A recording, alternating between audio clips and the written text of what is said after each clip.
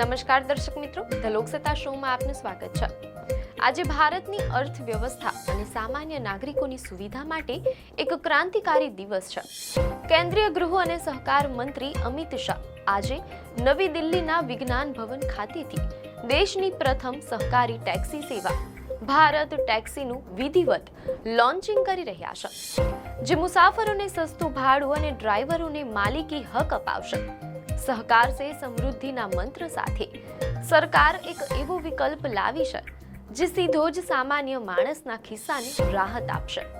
આ માત્ર એક એપ નથી, પરંતુ ખાનગી ટેક્સી કંપનીઓની મનમાની અટકાવવા અને બજારમાં નવી સ્પર્ધા ઊભી કરવા માટેનું એક મજબૂત માધ્યમ છે।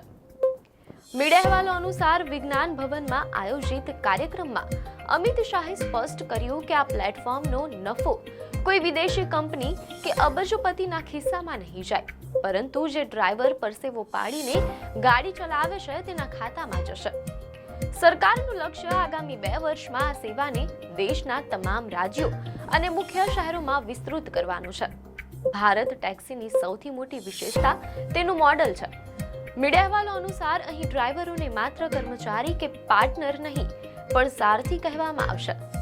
આ મોડલમાં સારથી જ માલિક છે। ખાનગી કંપનીઓ રાઇડ દીઠ કમિશન કાપી લેતી હોય છે, જેના કારણે ડ્રાઈવરના હાથમાં બહુ ઓછી રકમ આવે છે, પરંતુ ભારત ટેક્સીમાં ડ્રાઈવરે માત્ર દિવસના 30 રૂપિયા જેટલો નજીવો ફ્લેટ ચાર્જ આપવાનું રહેશે અને બાકીની 100% કમાણી સીધી ડ્રાઈવરના ખાતામાં જશે। આનાથી ડ્રાઈવરોની આર્થિક સ્થિતિમાં મોટો સુધારો આવશે।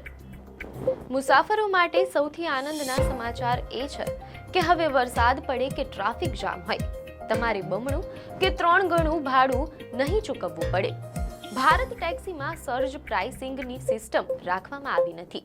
સર્જ પ્રાઇસિંગ એટલે કે જ્યારે માંગ ડિમાન્ડ વધે અને તેની સામે ગાડીઓ ઓછી હોય ત્યારે સામાન્ય ભાડા કરતાં વધુ રકમ વસૂલવામાં આવે છે, જેને સર્જ પ્રાઇસિંગ કહેવામાં આવે છે। મીડિયા અહેવાલો મુજબ ભારત ટેક્સીનું ભાડું અન્ય ખાનગી કેબ કરતાં લગભગ 30% સુધી સસ્તું હોઈ શકે છે। 1 જુલાઈ 2025થી અમલમાં આવેલા નવા નિયમો મુજબ ખાનગી કંપનીઓ પીક અવર્સમાં બમણું ભાડું વસૂલી શકે છે, પરંતુ સહકારી મોડલ હોવાને કારણે ભારત ટેક્સી સામાન્ય જનતાને આ લૂંટમાંથી બચાવશે। આ કોઈ નાની યોજના નથી, પણ આની પાછળ ભારતની 8 દિગ્ગજ સહકારી સંસ્થાઓનું પીઠબળ છે। મીડિયા અહેવાલોમાં જાણવા મળેલ છે અમૂલ, ઇફકો, ક્રિબકો, નાફેડ, એનડીડીબી, એનસીઈએલ, એનસીડીસી અને નાબાર્ડ જેવી સંસ્થાઓએ સાથે મળીને સહકાર ટેક્સી કોઓપરેટિવ લિમિટેડ બનાવી છે। આ સંસ્થાઓના સહયોગથી ડ્રાઈવરોને સામાજિક સુરક્ષા પણ મળશે। સુરક્ષાના મુદ્દે ભારત ટેક્સી કોઈ બાંધછોડ કરવા તૈયાર નથી। એપમાં emergency SOS button, live location sharing અને ટ્રીપ હિસ્ટ્રી જેવી સુવિધાઓ આપવામાં આવી છે। તમામ ડ્રાઈવરોનું પોલીસ વેરિફિકેશન ફરજિયાત છે। દિલ્હીમાં પોલીસ સાથે મળીને ખાસ બૂથ પણ ઊભા કરવામાં આવ્યા છે, જેથી મુસાફરોની ફરિયાદોનું ત્વરિત નિવારણ થઈ શકે તેમ અહેવાલોમાં જાણવા મળેલ છે।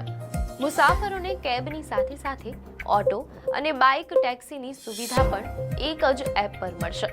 ભારત ટેક્સીની mobile app Google Play Store અને એપલ એપ સ્ટોર પર ઉપલબ્ધ છે। મુસાફરો માટે રાઇડર એપ અને ડ્રાઈવરો માટે ડ્રાઈવર એપ અલગથી છે। ડાઉનલોડ કરતી વખતે ધ્યાન રાખવું કે લોગો સહકાર ટેક્સી કોઓપરેટિવ લિમિટેડ દ્વારા માન્યતા પ્રાપ્ત હોય। અહેવાલો મુજબ અત્યાર સુધીમાં 3 લાખથી વધુ ડ્રાઈવરો આ પ્લેટફોર્મ પર જોડાઈ ચૂક્યા છે।